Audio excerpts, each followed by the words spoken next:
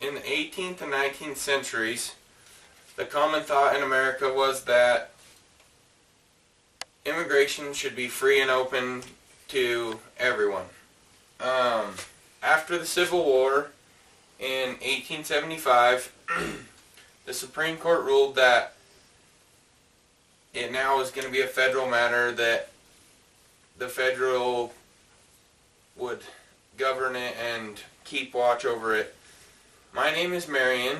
I immigrated here from Uruguay in 1969.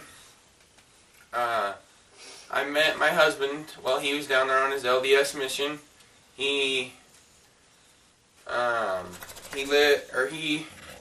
come down 4 months after his mission, and we were married in Uruguay, and then we began our journey back to the United States through immigration.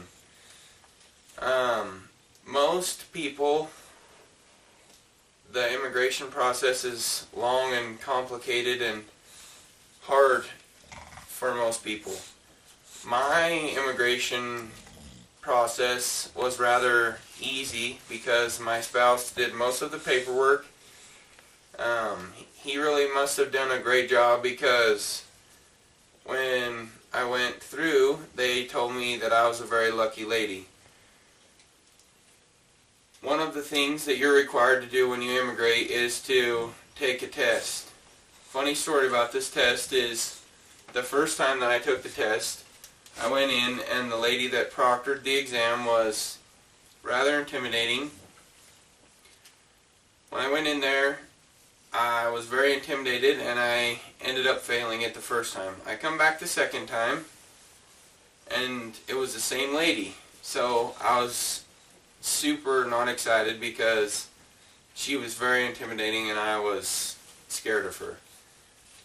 So when I went in there, she asked me, did you study? And I said, I know all the answers, but I'm intimidated by you. And she said, well, here, I'll tell you what I'll do. I'll turn around and ask you the questions. And she turned around and asked me the questions, and I answered them, and I ended up passing the test. That was a very big accomplishment for me. I was super excited about that. Another way for people to immigrate over here is through employment and special skills. This provides ways for people that aren't getting married to have an opportunity to do it other than the longest process. This can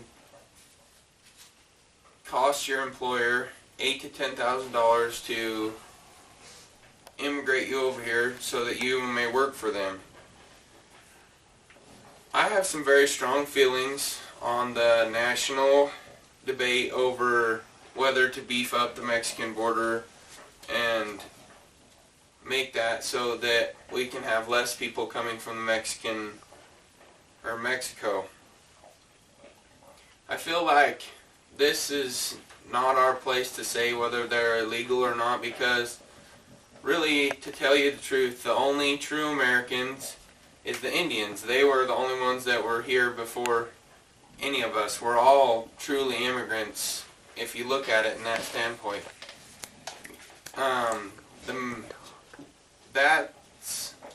We have to put ourselves in their shoes, that we have to look at that and, say, what would we be, what would our feelings be if we were in that place?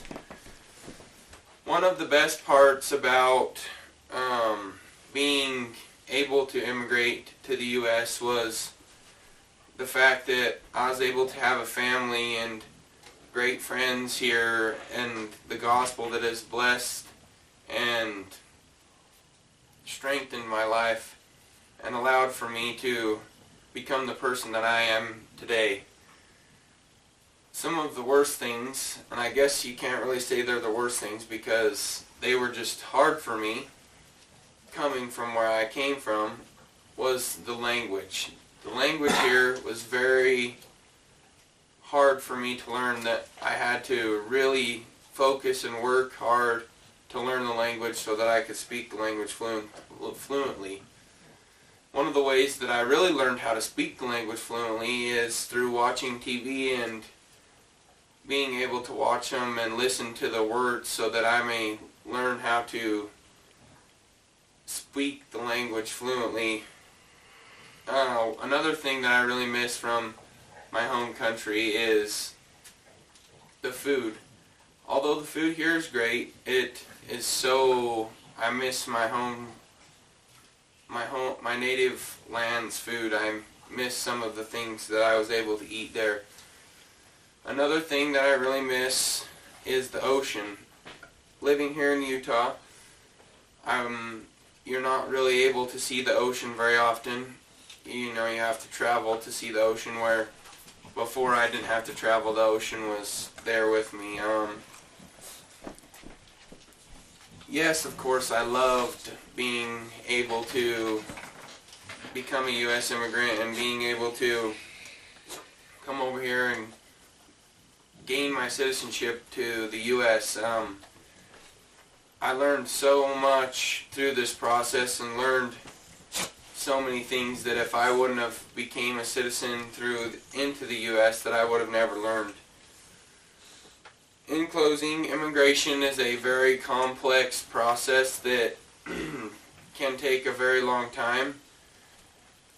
I feel like there could be some solutions that we could use to maybe simplify this process and make it so that we don't have to go through as much of it as is, that we could maybe simplify it a little more.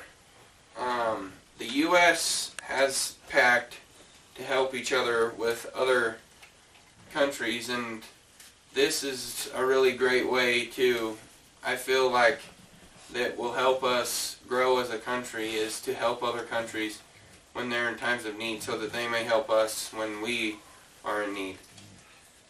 Thank you.